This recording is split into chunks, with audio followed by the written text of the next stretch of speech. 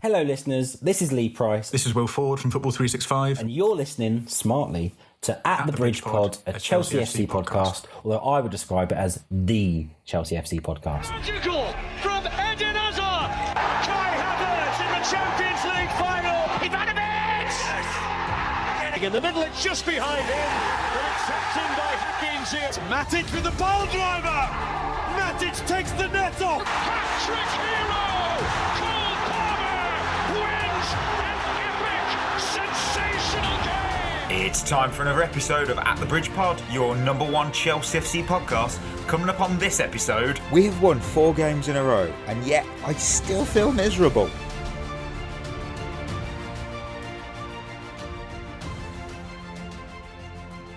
Oh, welcome back everyone to another episode of At the Bridge Pod, and I'm joined in the virtual room filled with some lions. I've got Ollie, I've got Chris. It's the Friday show on its rightful place, Friday.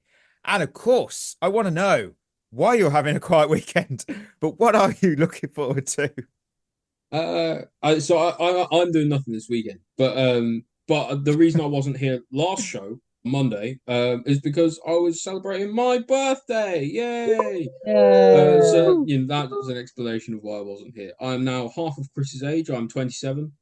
You cheeky bastard, innit? Cheeky motherfucker. That's why I wasn't here. You know what? Doing, Chris? Non-happy birthday. Fuck you. What about you, Chris? Pretty standard weekend, to be fair.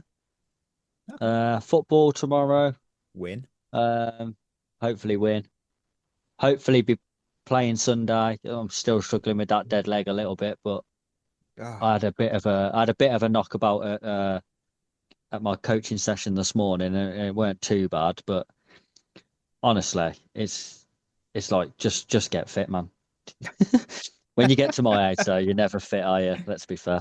Yeah, for me, the NFL season's not on. It's active, but it's not really active. It's just about free agent signing. Yes, Sam Darnold is the Seahawks quarterback. I don't know how to feel on that. I'm not angry. I'm not happy. I don't know. We've just got Geno Smith 2.0. That's all you need to know. He's ginger, and I like that because I'm ginger. So, but one day I'll have something to look forward to on a weekend that's sporty, I guess. But what I have got for you, I've got Mike's games of the weekend. Of course I do. So what have I got? 12:15 tomorrow in the afternoon, kicking off the weekend with a huge game. Chelsea, Manchester City. It's the Women's League Cup final. There's a trophy on the line, the first of the season. I am expecting nothing less than a win for Chelsea. Nothing less. Nothing less. And then after that, back-to-back weekends of Coventry City for you. Oh, Coventry, Sunderland, 6th versus 4th. Big win if Lampard's side pull this off. Big game. But, 3 p.m. blackout. So will you be able to watch it? Of course you will, listener. You know exactly where you're going for that kind of content. So you do that. I can't encourage or condone. I am just simply stating you can find that on the internet. Sunday, 12:30, you got the Sheffield Derby. Wednesday, United. That's always big.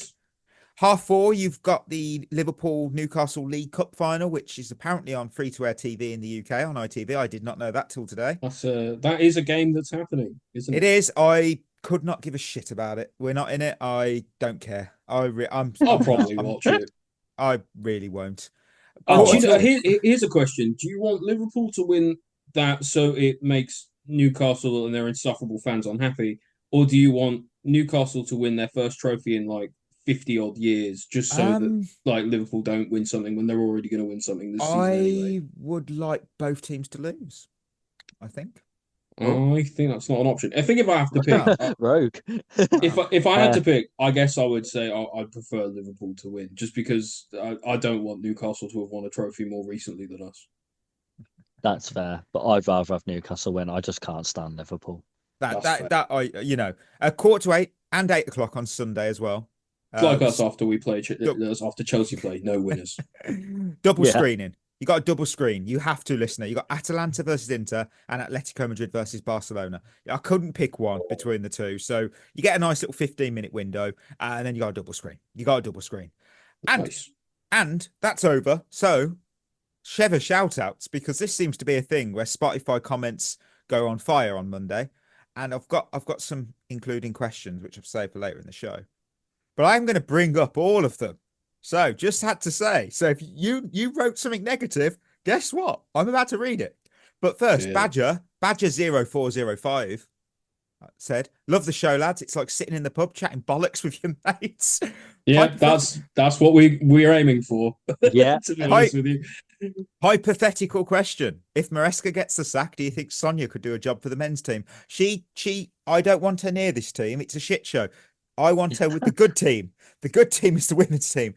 No, she's got more pedigree. Let's put it that way. She has. Oh, fully agree. But I want her to stay with the team that's good and not come to the team that's shit. No, can't do it. Couldn't do that to her. That is true. It's like, oh, who do you want? Do you want Sam Kerr, me official, Myra Ramirez, or do you want Nicholas Jackson, Mark Yu, whoever's the next 16-year-old signing with? No, don't do that to her. It's not fair. Noble fighter. Okay, I love the Blues, but I've been guilty of snoozing a bit during the games because we are so boring. There's no spontaneity, and though we have some individual brilliance, that cannot always win us the games. Hoping for a good result against Arsenal, but I just don't know what our mentality will be on Sunday. I also just want to say I'm a big fan of the pod. Always looking forward to the next episode. Thank you for being yourselves and keeping it real. Hello from New Mexico. Idalia? I hope that's pronounced right. Idalia. Thank you. Yeah, thank you, Dahlia, Noble, whatever your name is. William, I'm very. They've listened for a while. They know I suck with names. I'm terrible. I can pronounce my own name though. That's always something. William, I can pronounce that name. He put, "I didn't miss the Panic at the Disco references." Yeah, you're a legend. I love that. And here's the one. I said I'd read it. McFounds. Sorry, had to turn it off. So much hate and shit talking over nothing. Whining about a manager playing a player who says they're good. Calling Maresca the worst manager we've had when we've gone through some real stinkers lately. Shows how far off the plot you are. Calm down. Enjoy the football. We're still the youngest team in the league with a first-year manager. Come on, guys. Wait. The worst thing you just said. Yeah. Enjoy the football. This is the thing. We never laugh at anyone. We don't. We're just laughing at the because we're just thinking, enjoying the football. I can't do it. Enjoy the football. Come on, guys. 0%, zero positivity after a win for what? It's like that. It's the Mitchell and Webb thing again. Enjoy the football. Enjoy it. Seriously, you're implying the players save him when we've had a million wasted chances. We have had a million wasted chances, but I can't enjoy that football. We'll talk about that in the winners and losers. We'll talk about it. We will. Oh, we will. But before we head to the news, got to highlight an incredible initiative coming up by our partners head in the game. Been pushing it a while now. A free 12-week mental fitness football program aimed at improving both mental and physical well-being for men over 18. The first session is kicking off in Dartford on Thursday, 20th of March, 7:30 p.m. at Goals Dartford. And not only do they have a program coming up in Dartford, but they also have one in Bexley, which is a 12-week program starting on Wednesday, the 9th of April at 6 p.m. at Lee Academy 3G. So very nice. If you can get involved. Exactly. Stay active, connect, support each other. Do it. 100% worth it. And of course, that means we now move to the news.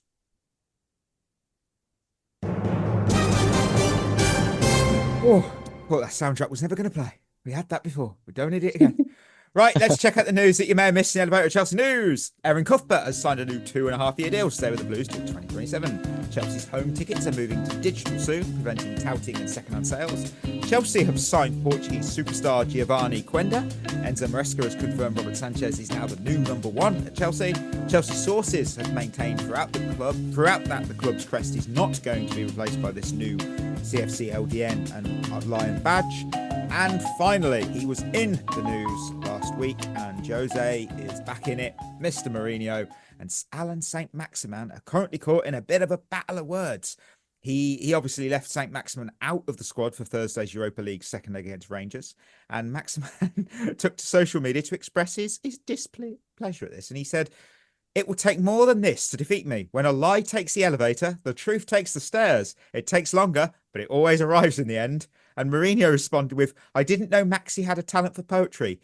And then he used a poem about life and stairs. I'm good at that too. I can only say that when a footballer trains well, he will become fit. can climb stairs and does not need an elevator. But if he doesn't train well, if he comes in late and is overweight, he needs an elevator to go up because he gets tired very quickly on those stairs. Basically, Maximan was waxing lyrical about how he would never be defeated, and Mourinho went, "You're fat." Look, the one thing you never do is go into a war of words with Mourinho. It doesn't end with anything other than you lose. It Who always the fuck does. does Saint Maximan think he is? I love well? Maximan, I do, but you just don't like, do that with Mourinho. Who do you think you are? don't. Like with Mourinho, who's won absolutely everything and being like, Yes. like it's just never gonna. I know Mourinho has a penchant for falling out with people, but like surely you gotta listen to him, haven't you? Like, it's like your old granddad who's like been to war. Like, listen to them. You know, Yes, you might not agree, but you gotta listen. It's been a quiet week. I mean, I know we've got the Giovanni Quenda news, which that was literally out of nowhere. Cuthbert getting a new deal, incredible. Really happy with that. And of course, this literally came out from the Telegraph, literally after we finished recording on Monday, which was bloody annoying. And that was that Premier League teams are being put off multi-club expansions because of European expulsions. So here's the too long didn't read on that piece. UEFA restrictions are that clubs with the same owners cannot compete in the same European competition. If two such clubs qualify, the one that finishes higher in their league gets priority. Obviously, that's going to impact Chelsea because they've got Strasbourg, Nottingham Forest, and Olympiacos, and Man United and Nice. So you could, what happens there? It's nonsense, though, isn't it? Though. Oh, hold up! We've got still some bullet points there. I mean, there's potential workarounds. You could suspend control by transferring shares into like a blind trust. Ineos did that with Nice, and obviously, owners apparently are reconsidering. They're hesitant. They could pause planned investments due to obviously these rules. There are past precedents. Man City and Villa previously adjusted their ownership stakes in Girona and Vitoria de Guimarães to comply with the UEFA regs. And obviously Chelsea, Forest or United secondary clubs could qualify for Europe and their owners may need to follow Ineos's lead. Look, I was asked about it. I personally think nothing is going to happen. Yeah, that's why it's nonsense, isn't it? Because you look at Girona and you look at the Red Bull group and you go, literally, that's it. Yeah, Red Bull, it's fine then. Red Bull had Red Bull Leipzig, Russ and Sport Leipzig and RB Salzburg. They drew each other in the Europa League group stage. Girona and Man City had the saga last year because they were both qualifying for the Champions League. And guess what? They both qualified and they both played in it. So nothing's going to happen. I think it's a clickbait article because there's fuck all to talk about. I don't know what you think, Chris. Yes, that's exactly what it is. They'll never ban a team from competition. They'll find a little workaround. And ultimately, who gives a fuck if two teams are owned by the same people? Like, at the end of the day, they're teams, aren't they? They're going to want to win in their own right. Yeah, and the thing is, it doesn't affect it anyway, does it? Let's be fair, because it's not like you go, right, hold on. Well, Man City are playing Girona this week, so what we'll do is we'll send a few of our players to Girona to make it more of a game. But that's not how it works. It's not Sunday League. Fucking hell. So they can't. It makes no difference. It's a load of bollocks. It's more red tape bollocks. Some people did. I saw some reactions over. Like I think the article just did exactly what it was trying to do. People went, "Oh fuck, we're screwed." No, hang on. Look, it's exactly what it is. We're used to this. Come on, we're used to it. I'm not really that fussed by it.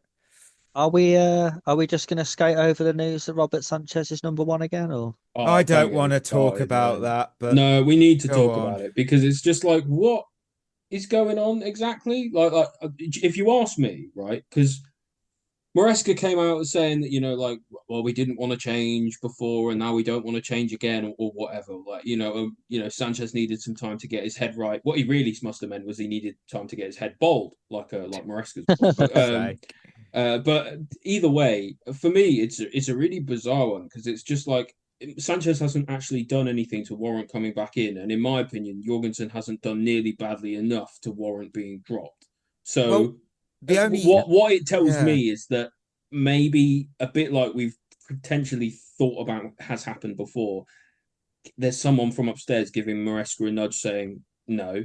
Sanchez is going in the shop window in the summer. He needs to be playing. His last Premier League game, obviously, he's not played a Premier League game apart from, he didn't play in February, a Premier League game.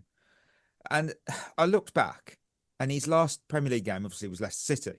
And before that, it was Man City. Yeah, where so he that was where he January. decided, Was where he he did his actually- Superman route. Yeah, did you watch the Leicester City game and think Sanchez has earned his spot? He made a mistake in that. I just Yeah, don't see did the he point. fuck? He's clearly being It's again. just stupid. It's just that he's been slated for a move away, which I'm we all not know is saying, probably going to I'm be not coming. I'm not saying that Jorgensen. That's not me being, but I've got a bit of bias there. But I'm not saying that he is levels above. But right now, I don't think he's been worse. No, That's nowhere why. near. Right, No. we're gonna talk about something that's look, there will be positives, I promise. Are we going to But- talk about Quenda? I don't know much about him. I'm not even gonna lie, I don't know a lot about him. I've seen some people give me some videos and I've watched and gone, oh, he looks good in that, but that most players do. I want to hear what Chris has to say about Quenda. Tell us, Go on. Chris. Go on, How will Chris. this guy revolutionize our side in 2029?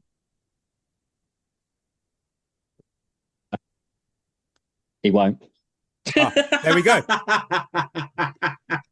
No, it's right, isn't it? I mean, like, he's a talented boy, evidently, but a lot of people, I think, are overreacting about this one again, because up until yesterday, I don't think most people probably hadn't even heard of him. Correct. You know, so like, evidently he's talented. Who knows if it will work? Maybe it will, maybe it won't. He's, you know, like I've seen people running the gambit from he'll either never ever play for us all the way up to he's our best signing yet. Wow. And I that's imagine the best thing you could do is probably just wait until he actually arrives and see what he does. honestly, there's only two players from Sporting Lisbon, right now, Sporting Club de Portugal, that I would actually want in our squad, and that's Gyökeres and Hjulmand, because I rate both of them highly. Getting that Us- Asugo from them as well, I think. I saw though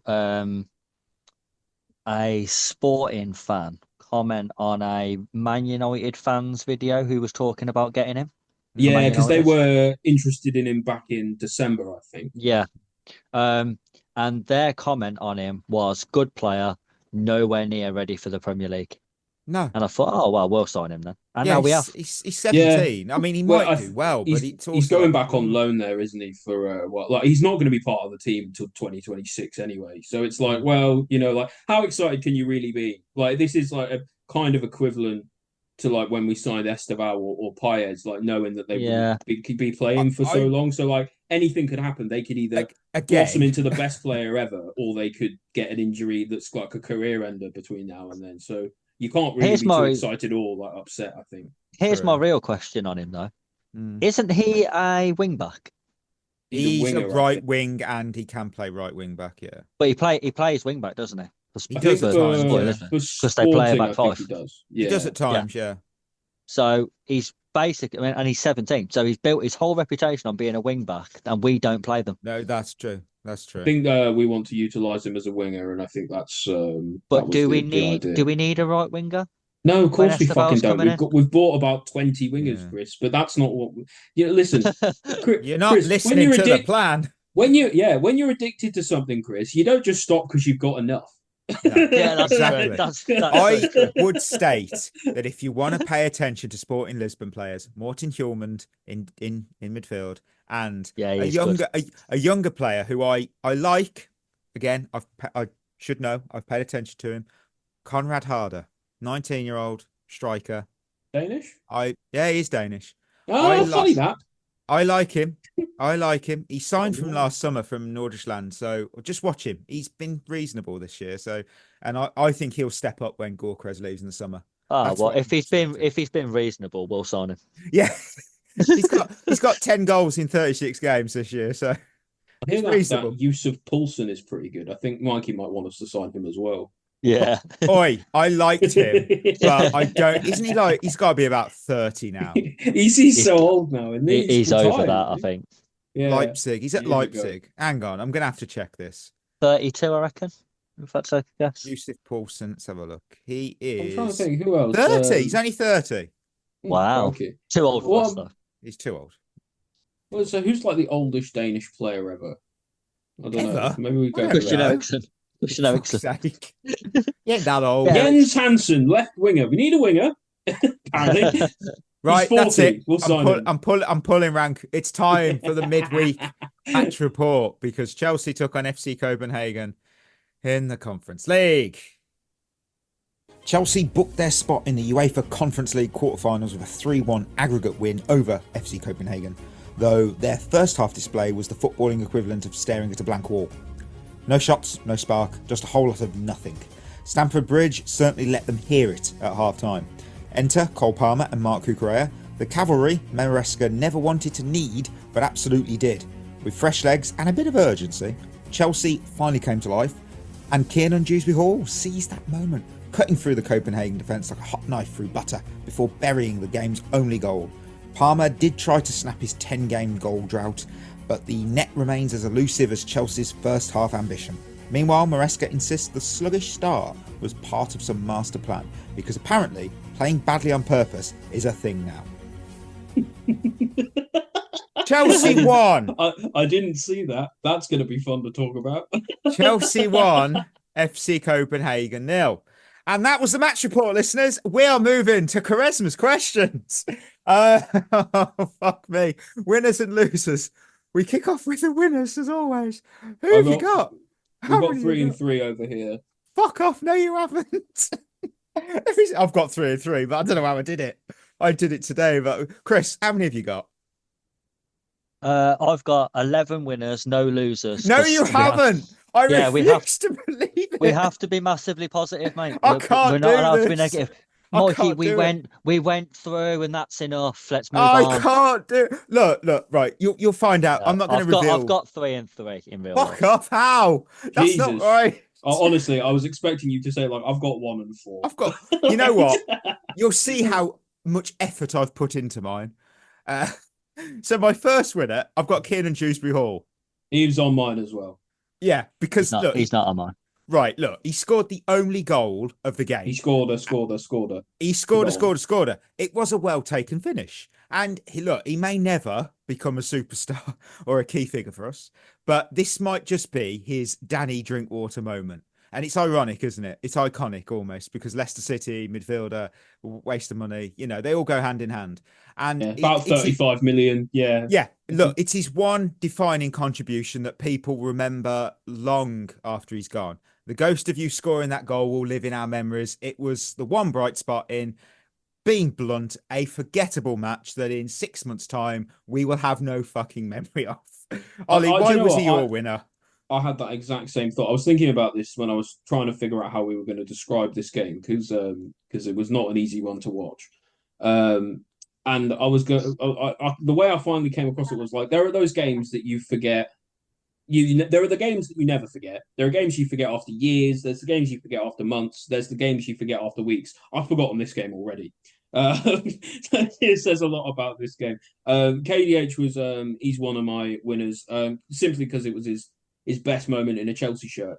Not the highest bar, but better than I've seen from him for the rest of the time he's been here. It was a really good finish. Bit lucky with the bounces and stuff to get the ball through, but ultimately, I think you have to give him his flowers where they're deserved. Give him the credit. It was a good goal. He took it really well. Yeah, he could have easily messed it up, and then he'd be on our losers list. So the fact that he didn't, he makes him a winner for me. Totally agree. Chris, who was your first winner? Caicedo. I've got him as well. Why? Yeah. I thought he was outstanding. Energy, played it like a real game, even though it weren't one. Yes. Thought he was really good on the ball as well. I thought it was Caicedo back to his best. And I think after a few games where he hasn't quite been there, it was nice to see that again. Still a little bit concerned that he only got like 8 minutes rest, but that's a problem for another day. But yeah, I thought he was outstanding. Yeah, it was a standard for me. It's the standard Caicedo, Yeah, performance. He dominated the midfield. I've got some stats. He won the most duels, 8. He recovered possession 5 times, and he was dribbled past. Not a single time. Not one player got past him. No stats drop for him then in that case. Maybe it's not quite enough. It's not a real game. Not a real game. Can't do it. Enough. Though I did it. Didn't I do it last week for someone? Yeah, I feel Probably. I don't know. Maybe Yeah. I'm being harsh on Caicedo, but like I don't know. I feel like we've just come to expect that kind of level of performance from him now. So it's Yeah. like when he does it against a team like Copenhagen, like Yeah. should we be praising it? I I don't mean, know. Is that harsh? Maybe it is. I mean, look, he moves through games effortlessly, and he's just always there. He's always effective, and I'm terrified. I'm terrified he might get injured. But hey, look, maybe I shouldn't be scared, and it will never happen. Famous last The, words, of the course. the thing is, I understand what you're saying, Ollie, and I do agree. I do agree, sort of. That he should be playing like that really against a team like Copenhagen, but Mm. Enzo next to him didn't. Yeah, And I think true. that's why he stood out for me because I thought this was Enzo's first poor game in a long. He's not on my losers list, by the way, but I thought it was his first poor game in a long time. Yeah, So that's fair. I think that's You probably got to why hold him to the Caicedo standard of stood out. got to hold him Yeah. to the standard of the rest of the team rather than himself. I guess. There's a few. Chris said that just to make sure there was a shot fired at some of those listeners that go, he hates him. Right, Yeah. right. Chris, Clearly not enough. It is not enough. The hate's gone. Second winner for you. For me, Yeah. Achiampong, Yeah, he was my other one. Okay. best player of the first half, and then took off at half time. I'll come to that later. But yeah, I thought he was really good, playing sort of out of position as well. Yeah, As a different kind of left-back. role on the left, but also in midfield. Yeah, stepping into midfield, I thought he handled the ball well. So had some driving runs. Use of the ball was good. Saw him up on the wing a couple of times. You know, Yeah, put in a good block as well to deny a goal at the back post. So it was good performance from him. A very involved 45 minutes, I thought. Yeah. A very mature performance as well, which I was really impressed with. I because, will bring. Yeah, go on. Well, it's just when we've seen him play, and it hasn't been much because I think that was his first start in a couple of months. But when we have seen him play, the one thing that I've wished I've seen a bit more from him is that level of maturity. Like he's already really calm on the ball, but I wanted to see him like rise to the occasion of a game a bit more. And he really took the opportunity of playing in a Conference League game, a bit like with Caicedo, treating it like it was a real game. So like it was nice to see the result of that, which was a man of the match deserving performance in my opinion in the first half. And what you two have both done is you've used the eyesight test because stats. Oh dear, according to FOTMob, and he was the worst rated player in the game of both sides, 5.9. Well, it says it all, doesn't it? I think that's is because he why- was took off at half time. That is Yeah. what stats mean absolutely nothing. Nothing. I've said that. Yeah, exactly. I've said it before. They, People go, they can "Yeah, but reveal he some did things. it." They can reveal some greater themes about the game. The only thing it reveals about Achiampong's game is that he was taken off at half time. Yeah, exactly. That's it. Yeah, but even if wow. that was his half-time rating, that was stupid. Who does yeah. these ratings? Like I that's what don't I know. want to know. An algorithm. How do they get that rating? Like it's fucking ridiculous. Is someone watching it? Surely, like they're watching it and like in the moment and like having to rate the players, I guess, or at least like maybe they've got a whole team of people and everyone does one player. You have to Maybe. just be, Fucking hell. you know. I love how we're already on our final winners. That just says it all, really. Right, I'll go with mine. I've got me. Yes, I wasn't able to watch the game because I was busy playing College Football 25 on Xbox, and honestly, I don't have TNT Sports. So it turns out I Lucky bastard. Is that game fun? I'm enjoying it. I need to learn really hard because it is. I have a habit of dropping deep in the pocket and not pushing forward. I am getting sacked a lot, and yeah, because I know the NFL, but college games, I don't know a lot about the teams and the players and everything. So it's. Is it like a fun setup though, like doing the draft and everything? Is that fun? That's not in the college. That's the NFL. Okay. College is like recruiting kids to your college from schools and shit like that. It's interesting. I'm getting there, so it's going to take a while. But it turns out I missed absolutely nothing because I was watching back the highlights today, and I was shocked. I was shocked to see the first half boiled down to just 2 minutes.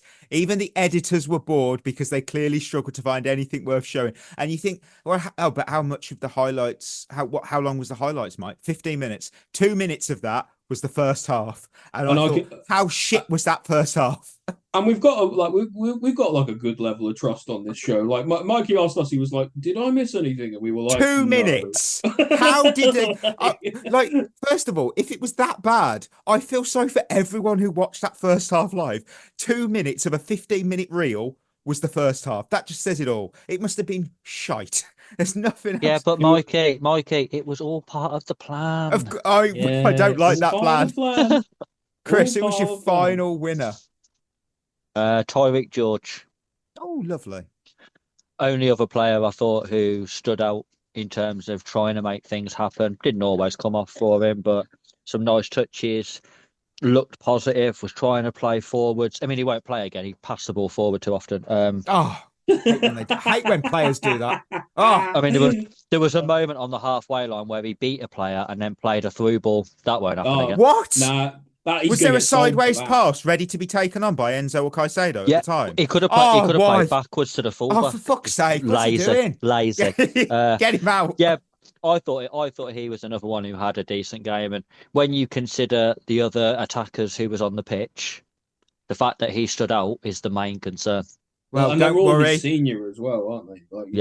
Don't worry. We won't be seeing him till Legia Warsaw. We won't be. Don't want any of that in the team. Yeah, Ollie, final winner. As much as Chris joked about it earlier, job done. That was my final winner. In knockout football, in my opinion, winning is the most important thing, and we won. We were expected to win, and we won. There we go. Yeah, that is true. That is true. And well, losers. Oh dear me. My first loser. I feel that I have this person on every week, every episode. It's Enzo Maresca. It's not for his tactics or his line. He's on mine as well. He's not on mine, but I knew he'd get picked. Look, he's on mine. He's on mine. You've changed Enzo. Now we know it. It's just Enzo. Yeah. It's like, with this week. Chris actually has to always hate at least one Enzo at a time. You didn't know this. Until we had two on the show. It was Enzo Ferrari. I know. He never liked him. I was like, makes great cars. Look, it's not for his tactics. It's not for the lineup. It's just for the absolute bizarre post-match comments that our own Chris, he pointed me towards them, and I'll read them out. The first leg we played in Denmark. First half we struggled. Second half we were much better. The reason why is because we planned both games that way. The first game there, we tried to analyse a little bit in the first half and then to push a little bit in the second half in case we needed it. And because we won there, we prepared the game exactly in the same way tonight. That logic makes 0% sense. 0%. Oh my God! Someone take his microphone away, please. You can't tell me that you actually went into a game and went, lads, right. First half, play like total shit. No shit. I don't want to see any good football. No shots on target. Just play crap. Second half, we'll have them. We'll hustle them. Come on. Do you know what I don't understand about it? It's firstly, it's utter bullshit again. It's like the whole Reece James, I've always wanted him to play midfield thing all over again. The bloke's just lying to your face now. This is a bold-faced lie, but if it was to be true, it is the stupidest tactical setup I've ever heard a football manager do.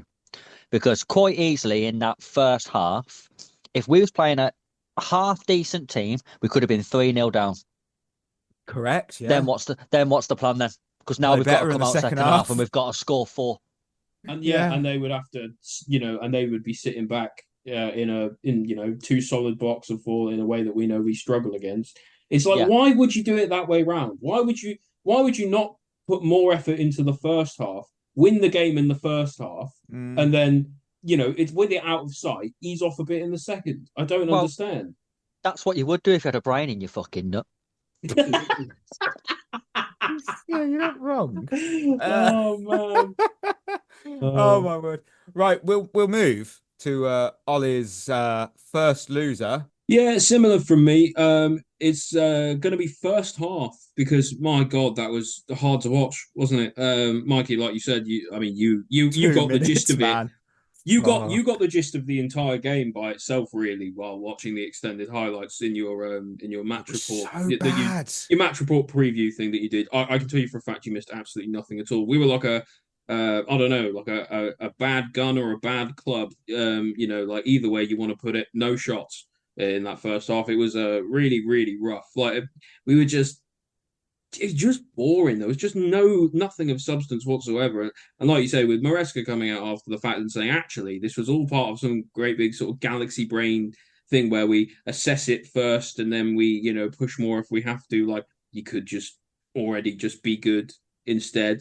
Do you know what I mean? Like 0 expected goals. Man, Yeah. I know we had no shots, so you can't have any XG, but Yeah, but honestly, we in didn't the even first take a half, shot. in the first half, Copenhagen had the better opportunities. And Chris is right. Like that will cost us eventually if we go into if we play Arsenal and do that, we'll be 4-0 down before half time. They don't have any strikers. I wouldn't Doesn't put money matter on with that. the way that It we doesn't. play Yeah, like that. it doesn't matter. Yeah, Copenhagen didn't have one, and they still had a chance. So yeah, I hope to God we never ever see that again. Spoilers, we will. I mean, yeah, Sunday. bit of disrespect on Victor Claesson there, but he is 33 and Swedish. He's not my favourite. He's not Danish. I would be defending him to the hills if he was. Chris, who's your second loser? Jadon Sancho. He's on mine. It's my third. Oh my fucking God. 20 million, isn't it? The obligation to buy. Oh no, 25. Well, no, if we don't sign him, we just get a fine. So, what's that? How do you get that? I've always wondered. Well, if you just don't meet, I don't know, there's some kind of penalty if you don't. So it's a clause where we pay them a fine. I remember I read that on Twitter and thought, the fuck is that? A fine? Yeah. No, you just don't. Anyway, 25 million or whatever. Yeah. 25 million. That is 20 million too much. He was not good, was he? Man. The only thing that came out of this game is he managed to have his first shot of 2025. He did. It was a shit shot. It was straight at the goalkeeper. It wasn't great.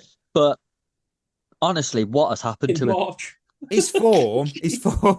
I know he was shit at United as well, but then he went to Dortmund and kind of recaptured a bit of form.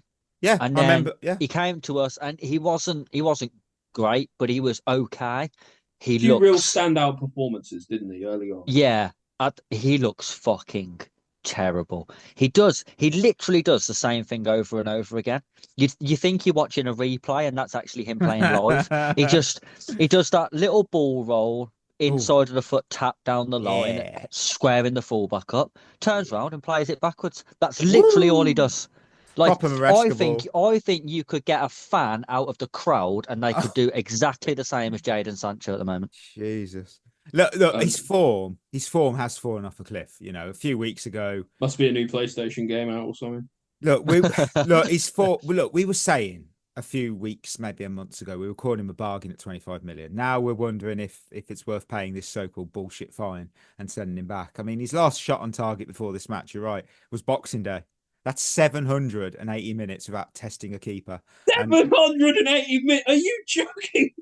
Right? Yeah. I didn't realise it was that bad. I did my research. I mean, right now he looks like a player trapped in a house of wolves. He's lost. He's out of place. He's unsure of how to find his way back. And you could say this. You know what? You could say the same for most of our wingers, but I just can't wait for Madueke to come back because he does something. He actually goes forward. He creates. He takes on players. But the problem is, we said the exact same thing. It's the same thing as when Jackson got injured, right? When Madueke got injured, everyone went, "Oh well, like he's not going to make any difference or whatever." And we all kind of went, "No, he's one of the only ones that actually shoots. You'll see." And now everyone can't wait for him to be back. The problem is we have zero competition on either side right now due to injuries. Yeah, or banned substances. The problem with Jadon Sancho at the moment is he looks like a half-decent celebrity player at Soccer Aid. Like he's not he's not a bad footballer, but he looks out of his depth. Like he's Mark Rice. It's like he wants to just pass. When you get those celebrities who are okay at football at Soccer Aid, but they just want to keep passing it to the professionals. Jonathan Wilkes. That's what he looks like. He looks like someone who can play football, but he just wants to keep giving it to other players who are better. Do you think his issue is at the moment? Is he following the instructions from Maresca too closely? Is he just playing within himself? Because it wasn't what we were seeing earlier. Like that's why. It's not like he was like this from the second we got him. He was doing stuff before. Yeah, I mean, it's probably because he's listening to Maresca at all. Would be the problem. But well, again, if he doesn't play he's back, he will another. change him. Well, yeah, he's another player though who it seems like the more he gets coached, the worse he gets. Oh yeah, 100%. I mean, Yeah. Jadon Sancho, I love him, but I don't love you like I did yesterday, mate. I don't. I miss the attacking player that we saw at Dortmund, even on that loan spell. Him and Matson. I mean, man, that's why I got a biscuit bet in and won it. I was just if only. I've only got one loser left, so I'm just gonna go straight. Ollie, who's your second? Nkunku. Did he Really, play? yeah, he came on in the 65th minute. I didn't see many highlights with him. I'm And not his joking. and he did absolutely fucking nothing. That's why there was no highlights then. Yeah, just came on and did genuinely just absolutely nothing whatsoever. No goals, no assists. He made one pass. Wow, one. He Fuck. made one pass and he had one shot, and that's Jeez. literally all he did. It felt like, oh my god, he just I don't know what people still see in him, man. To be honest with you, I can't wait for us to get to boo him out the door, because like maybe it's like you said, like maybe the relationship's already soured and so he just wants to be gone. In that case, don't play him then, because Yeah. I'm just sick of seeing these sort of like half-assed, couldn't give a fuck performances. I can't wait until we, like at the moment we're playing Neto up front ahead of him. That probably tells him everything he needs to know about like how he's been playing lately and how much he's valued. So, but he'll probably go somewhere else and do all right. But his window for success at Chelsea is well and truly shut, in my opinion. Do you think it would have been better to keep Felix and letting Nkunku go? Yeah, undoubtedly. I just think there was a What would market Felix for do that? I don't think any of them are good. There was a Either are good market. for us. No, but The difference is there was a market for Felix where there just wasn't one for Nkunku. Yeah, but So that's why like they me did it saying that to way. you, which bollock do you want kicked? I don't Yeah, like the choice. The but- choice Left is one, please. bad. no, but I just think the one thing I would say is that Felix wanted to be there. Did he? Where is it? I He think says that about think every in- club. Yeah, well, yeah, of course he does, but they have to say that. But Yeah, I do yeah. think I do think with Felix he genuinely We saw a bit more from Felix. wanted. I think he wanted to be there and he wanted to play, and I think with Nkunku it looks like he doesn't want to do either of those things. Yeah, that's Yeah. true. That's true. Before I get my third loser, just a bit of developing news. Because it is half time in the WSL and Liverpool are 2-0 up on Man United. And that's Oh, wow. huge. Gets better. Manchester Wow. United dominated according to momentum the whole half, apart from the 43rd minute onwards where Liverpool scored back-to-back goals. Didn't they do? Say, They did that- that against us. And Everton Well- and Arsenal are currently 1-1 as well. 1-1, yeah. Man Yeah. United, with the mistake they've made there is they've played well in the first half. You play shit in the first half and good in the second. Come Exactly. on, think Come about on. it. It's I am- basics. Come on, Yeah. 8-point gap. 8-point gap if Liverpool can help us out. Thank you. Wow. My final loser was entertainment, because I'll admit, and we all know I didn't watch it live, but even from the extended highlights and fan reactions, this game was utterly boring. Chelsea obviously failed to register a single shot in the first half. That's not just on target, but at all. The last time that happened, I've got a stat again, in Europe for us, Basel 2013. Even worse, Chelsea's last shot against Copenhagen came from Enzo's goal in the 65th minute last week. That was over 90 minutes of football without a single attempt. It was a true sleep-inducing display. And look, lately, whenever I watch our players, I just find myself thinking, look alive, sunshine, because they're all sleepwalking. They're all sideways passing. They're bored. The fans are bored. The highlight package editors are bored.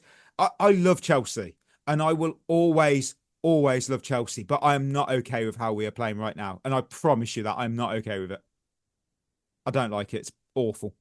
Yeah. Yeah, Got nothing else to add. But remember, playing this way, Shut up. we're gonna win the treble, mate. No, we're not. What Next treble? season, treble.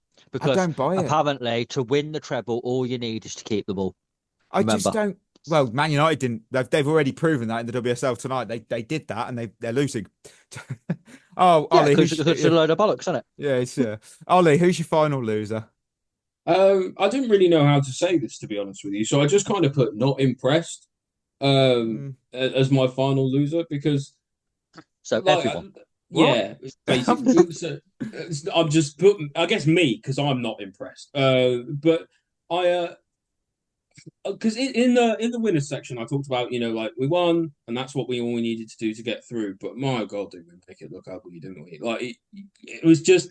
It just wasn't a good performance, even remotely, even 1%, really. Like we did Yes. absolutely the bare minimum we had to do, and not a shred, not a Scooby more. Don't know if that was by design or not. Don't know if we could just be Yes. bothered or not. But it's just I just I need to be seeing a bit more from this team at the moment. Like we've won our last 4 games. On the like anyone who hadn't watched us would thought we were on doing an all right run, but that game is 2 games against a Copenhagen side who are probably at best relegation fodder in the Premier League. Maybe just above. I'll be And realistic and say I'd agree with that. yeah, or maybe just above. Like, definitely bottom half of the table, no doubt. Mm. And Leicester and Southampton, who were also relegation threatened. And to be honest, other than the Southampton game, we didn't blow anyone away. So you're left sitting and going, well, when we get this real test up again against Arsenal coming up at the weekend, what's going to happen? Like it feels like we're just going to roll over and die because and Chris and I were going a bit back and forth on it last night about like, well, how much does momentum matter? Like, how much momentum do you really get from winning games like this? Mm-hmm. And I'm inclined to say that the answer is some, but not much. And Chris was probably right when we were going back and forth, and he said those better performances, even if you don't always win, are better motivators for that kind of for kicking on in terms of like moving forward as a team and as a collective. We've got some good things coming up. We've got players coming back, which is great. That's important. But I'm just for now, like I guess the best you can say is we've got through what should have been an easy run in probably not the greatest circumstances, but my God, we didn't make it look easy at all, did we? No. Chris, who's your final loser? Pedro Neto. Okay. How dare you? He runs. Well, firstly, I thought he got he got a lot of overpraise from the last game for running around, which I think shows how low the standards are now. But in this game, he didn't even do that. Didn't really run around. He did dive. He got, and that's why he's in my losers list. He got put through on goal. He could have hit the ball.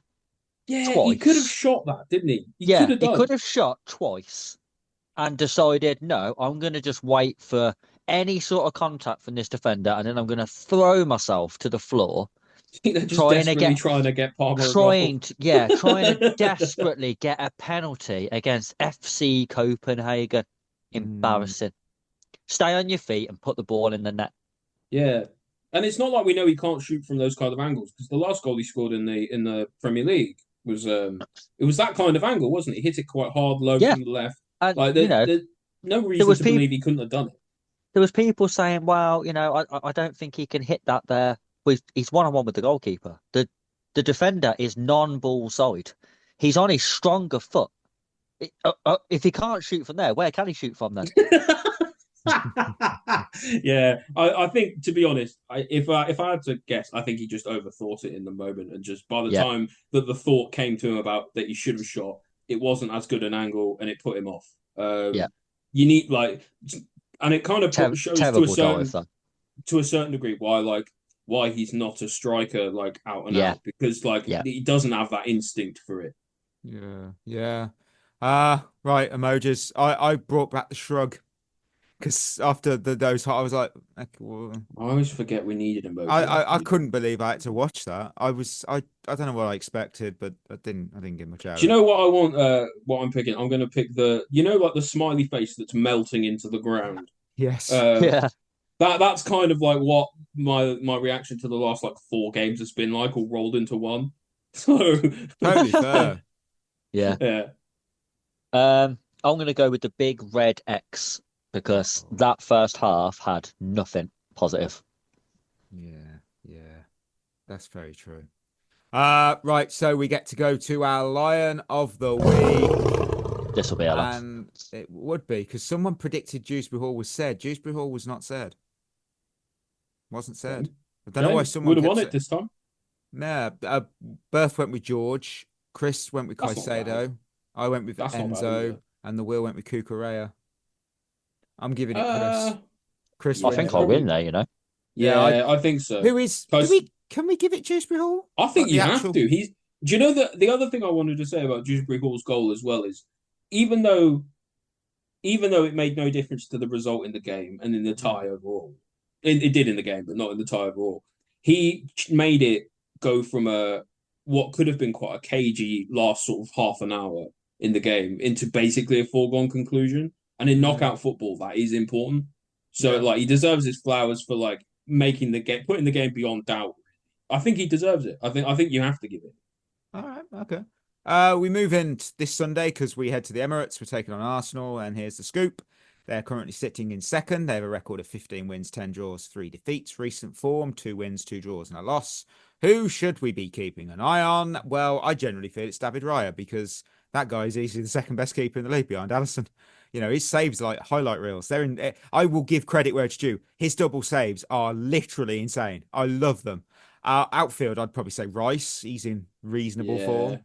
They don't really have anyone up front at the moment, do they? No. They don't have many strong attackers right now. So it's going to be the midfield where the game. If they play Sterling up front, they've got no one up front. So, you know, and he can't play against us. Yeah, he can't play against us. The last time they beat Chelsea in the Premier League at the Emirates was the 23rd of April, 2024, which I don't like. That's so close. What was number 1 at the time, Mikey? Oh, funny you ask me. It was Fortnite by Taylor Swift and featuring Post Malone. So, oh my God! Pop slop. Who's going to read? I like them both. Who's going to rise to this occasion? Do I do Enzo in a 3-game? I tell you what, Palmer's got to do something any soon. No, I'm not picking him until he scores again. I don't know what to do. I don't know what I'm going to go with Cucurella. Oh, you bastard! That's a great shout. Good shout. Yeah. I'm going to double down on Caicedo. Yeah, that's fair. It's a good shout too. Lavia's fit. Yeah, I don't think he'll play. I think he is fit to play. He was on the bench. You know what? He did it once. I'm going Pedro Neto. He did it before. Let's see if he can do it again. He basically turned up the last time we played him. True. Right, come on, Wheel. Give us something good. And of always, birth pick's better than him. Oh, the Wheel's gone Enzo Fernandez. There, it's good pick from the Wheel. Yeah, good recent pick. Right? On recent form, smart from the Wheel. Right. Good job, guys. There we go. Moving to Quaresma's questions. And to be fair, these are all from Spotify and also email. I have an email question. I love that. I have an email. That takes effort, that does. Honestly, at some point, someone's going to start asking us questions via like carrier pigeon and smoke signals. Our email box is full of so much spam because it's a public email address that people go, well, people have used it for whatever. And yeah, there's like eHarmony shit on there. And it's like, there's so much spam that it would, if I ever opened that email inbox at a workplace, it would cause me a load of grief because of the shit that comes through. That's just giving me a really good idea for an episode. We'll talk about it afterwards. Loads of exactly what you like. What would we call it? Dirty stuff. You get the idea. Anyway, hi guys, big fan of the show, long time listener, first time writer. I live in California and watch every Chelsea game. My dad's from London and I grew up watching Chelsea in the 90s and the noughties. I like how Ollie argues a different point of view to things to create debate. Berth's trivia knowledge is incredible. Chris supports his arguments with an impressive level of detail, both annoying and correct most of the time. And Mikey's metaphors are downright hilarious. Question for you. You've talked a lot about how an experienced coach would pair well with our inexperienced squad. I agree. Problem is, what options realistically are out there who also, 1, haven't managed Chelsea before, 2, wouldn't be toxic additions, 3, would actually leave their current club for us, and 4, have a ton more experience and or have won the Premier League or Champions League. Can you come up with examples who you would take who meet these criteria? I agree with your argument in principle, but in practice, I can't really think of ones. And that was from Cheech. I think, cheers, Cheech. Appreciate that. And thank you for the kind words as well. I think in general, my best option, in my opinion, would be Ancelotti. I know he has managed us before, but he is likely going at the end of the summer, I think, from Real Madrid. And it's hard to get someone more experienced in terms of winning and stuff than someone who's just managed Real Madrid, who will probably have just won them the Champions League at the time as well. again. I've- So here he's good. Simeone, maybe, if you're looking at that kind, like if you want someone who hasn't been that thing before, I have maybe one. someone like him. Go on, Matthew. He's won multiple cups. He's won 3 Serie A's. He's won the Premier League. He's won the Euros. Roberto Mancini. He's free. He's available. Do you know what? Yeah. It's not the worst Everyone shout keeps ever. saying it to me, and I'm pretty sure he's free because he left Saudi Arabia, didn't he? I'm pretty sure he left Saudi. Actually, I like I that. quite like it. Yeah. I've got one too, Go on. which is a little bit more left field, if you like, but hasn't won the Champions League, but has reached a final. Okay. Has won multiple league titles. Okay. Inzaghi from Inter. Yeah, he's incredible. Absolutely incredible. I like him. He is like his brother, Simeone and Peppo. What I love about them is the one was the better footballer. I mean, he played for Lazio, the manager of Inter, Simeone. But as a manager, Simeone is miles better than Pippo. Yeah, it's not even close. And it's you know what? It's so surreal how that parallel happens. I think he goes a little bit under the radar because he's in Syria. But it was an impressive run to the final of the Champions League. I thought tactically he was very close to outfoxing Guardiola in that final. And they probably should have won when you look at the chances in the game, that final. And then he's also done it against Arsenal this year, where tactically he's managed to outfox what are considered some of the best coaches in our league already. So the only thing I would say is he has been working with a more experienced squad. So it's whether he could do what he's doing with a young team. So there's 2 other options as well, I guess. If you want to pick someone who's like immediately available, not currently at another team, I'm pretty sure Allegri's available, isn't he? Oh, he's not the most exciting football. It's not, but neither's what we got at the moment. And True. And the other one is Xavi. Yeah, not the craziest shout. Did really, really quite well with that Barcelona side. Now it's a question of like a bit like a Lampard and Chelsea kind of thing in his first time round. Is it actually that he's doing better because there's like that personal connection to the club? But he does have a lot of experience bringing those young players through. He brought Yamal through, didn't he? that is true. Yeah. Maybe there's some into it. I don't know. Chris is right. I'll be honest with you. I'll take anyone at the the over Maresca. Really, Chris? I genuinely thought you were going to say something like Cesc Fabregas, but I think it's too I'll take soon. him too. I would take him too. I'd take him in a heartbeat over this club. Simeone Inzaghi's won the Coppa Italia with Lazio, 2 Super Coppa Italianas, which is, I think it's their community shield, isn't it? Italians in Chelsea. Serie A, Coppa Italia twice. He's done well. David Lord Hades McClone, love that name. Question for you: When you did your review, of Maresca and said he was a big fan of chess, did you think you were mistaken in thinking it was the board game and not Chess the musical? I had to look this up. There is actually a musical called Chess. That's great. Ever since that question dropped in, I've been looking into it. I'm like, this is such a surreal musical. It's about the Cold War. Okay. It's about the. I was going to say, like, what is the starting track? Like pawn to E4. Like, what is? It's just such a surreal musical. When I was looking at it, I'm like, what? So it's a musical, and the story involves a politically driven Cold War era chess tournament between 2 grandmasters, one American and the other Soviet, and they fight They fight over a woman who manages one and falls in love with the other. And I'm like, I've never heard of this. What is it? So, wow, okay. That is a really niche musical. I've never heard of that. Yeah, man. I'm gonna find where my local production does that, and I'm gonna go watch it. Honestly, I love our listeners because I learn stuff from them. I was like, why is this? Oh, okay. Every day's a school day, right? It is. Barry, Baltimore Ravens MK question: If you had to replace Maresca at the end of the season, if any manager around today, who would it be? We sort of answered that. But if we were going to pick any at all, it didn't matter if they were realistic or not. Well, yeah, why not? Jurgen Klopp. Honestly, Klopp would be so good. Fuck it, yeah, why not? Team. I like that. Do you know what? That is a fair shout. Klopp, I would go with. David Moyes? Sean Dyche. But their next bit was also whose football style was worse. Oh, this is great. Maresca, Potter, Sarri, or Phil Scolari. We were all right for a bit under Scolari. We did have a good early start. I guess like Maresca, didn't we? But then Phil Scolari did. It has to be Potter because Potter's style never got good. I think that's a bit harsh on Potter, though. I don't think he had enough time. Oh, he's had less. He had more time than Maresca's had, and you're calling him a clown. Yeah, but at least Potter had an idea. It was a shit idea, but at least he had one. Did he though? But also, he is our worst manager, quite literally ever. I know you might disagree with that, but statistically, he is. If you look at the squad he had, though, it was dog shit. I don't know. It says it had a lot of the things. He had Aubameyang up front. I know, but it has a lot of the things that we say our squad now lacks. Yeah, not quality though.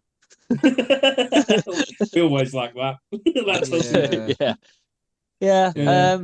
I don't know. I don't think I can say his style was the worst because I don't think he ever got one. Maybe. Sorry, style do you know at times was really boring.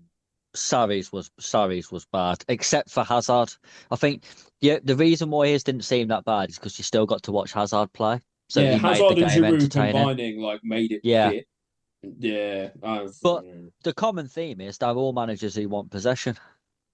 Yeah. That is, and it's not exciting to watch. It isn't. No, it's not. It's fucking boring. It's. I'm just gonna look at the Phil Scolari. Oh, we won the FA Cup under Goose. I think the Scolari one's a bit harsh. I don't think his style was the problem. I just think it was. He was a bit of a dick personally, wasn't he? He fell out with Drogba and all of that.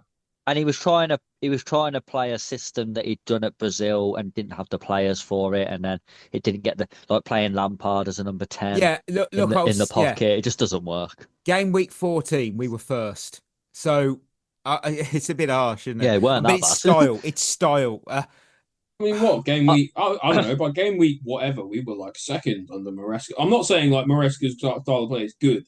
I'm just saying we weren't in a title race. It's not always better than what else there is. Let's just bear in mind though that when Scolari got sacked, that's where our standard used to be. Yeah, that's correct. True. Yeah, that is correct. Right, we're gonna wrap up today with a quiz, and there is something. There it is. Lone Army Carousel, and today's category is second place, because finishing first and lifting the Premier League title is lovely, isn't it? It's so nice. But I want you to name me every manager to finish second in Premier League history. Premier League history, second place. If they've won the title before or after, it doesn't. That's still it's irrelevant. If they finish second at any point, though, they're on this list. So I should have counted how many managers there is, but there isn't. I haven't had time. So I'll start with who's currently in the lead. Who's currently in the lead? Let's have a look. We've got. You're tied. I think I'm doing pretty bad this time. Don't say that. This is the best I've ever done, and we're tied. Well, sorry, no, I thought I was bottom. No, you've got 4 each, and Berth's got 2. Berth's the most recent winner. So, Chris, give me a name. Who's finished second in the Premier League? Alex Ferguson. Sir Alex Ferguson is on that list. Arsene Wenger. Multiple times. 6, I think. But yes. Yeah, he's the highest one. Jose. Mourinho. Ancelotti sacked for it, wasn't he? He was indeed. Standards. Yeah, Standards. That's what it used to be. In the tunnel. You didn't even get to the dressing room. You're out. Rafa Benitez. Yes. Jurgen Klopp. Yep. Pep Guardiola. Yep.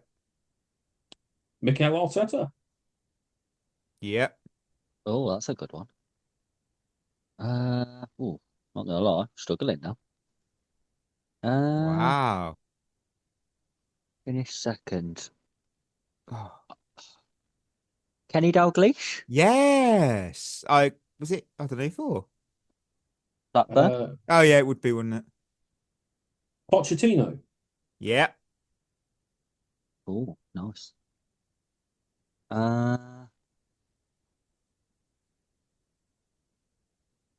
Mancini?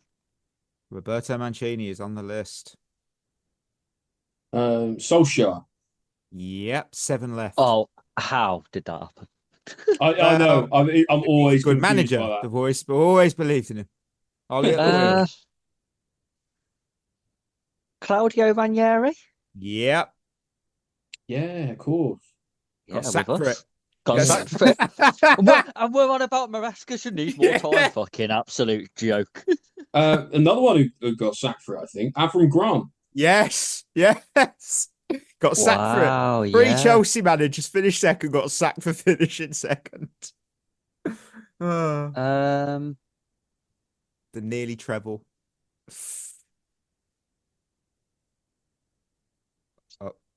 Pellegrini? He just got it in. I was just about to hit the alarm, but yeah, he's on. Oh god, that was a risky one. I thought he'd won it, and then wasn't sure whether I didn't even know if he was there for more than a year, to be honest. Brendan Rodgers. Yes. Oh, that is a great shout, Ollie. 3 names left. I'm struggling now. I'm really struggling now. I'm trying to think who else has finished second. Oh, what's his name? Kevin Keegan. Yes. Oh, good shout. 2 left. With Newcastle. Ollie. Yeah, 2 left. Would Ollie. love it if we beat them. Love it.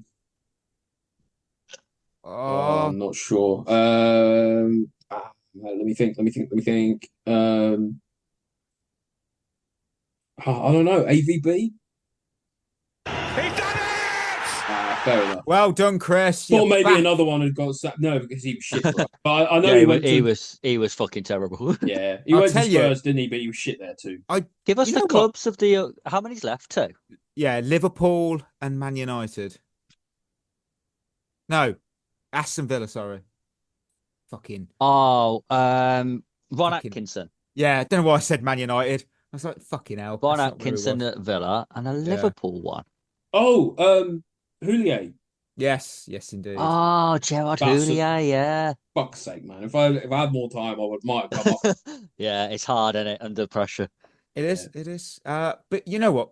Berth didn't have a chance to defend his belt. But talking of belts, I said I'd bring it up. What do you think of those WWE things that are $500? I think they look like complete and utter shit. Yeah, they did it. They've done them with NFL teams and basketball teams and stuff. Yeah. I think people who have way too much money will really enjoy it. Less value than a Spurs season ticket. Oh no, they have done the Seahawks one. Let's have a look at it. That's all right. But to be fair, those ones look better. Like those ones that you put in the group earlier, they look really cheap, but they're not. But they look it. You know what I mean? I didn't see that. Yeah. The NFL but ones. The NFL ones and the NBA really ones look decent. Yeah, the NFL ones look really nice. Like, I don't want anyone to buy me one. No, but that's all right. I like that. That's not bad. Damn it, that's your birthday gift. Fuck them. Yeah. I don't know what I'm going to pick. Send it back. Send it back. I'm going to have to. That is seriously cool. If you see one in a charity shop now, that's then you know. Yeah. Oh, listeners, we're at the end of another episode. And before we go, of course, proud to remind you our partnership with Head in the Game, the mental health charity using football to support wellbeing and community. Check them out, headinthegame.co.uk. Treat yourself well. We're going to be back on Monday. We've got winners and losers from Chelsea and Arsenal. We've got a big Women's League Cup final to review. So till next time, that will be us signing off. You've been listening to At the Bridge Pod, a Chelsea FC podcast. Follow us on Twitter and Instagram by searching for At the Bridge Pod. And if you're listening on Apple or Spotify, leaving us a review is always appreciated.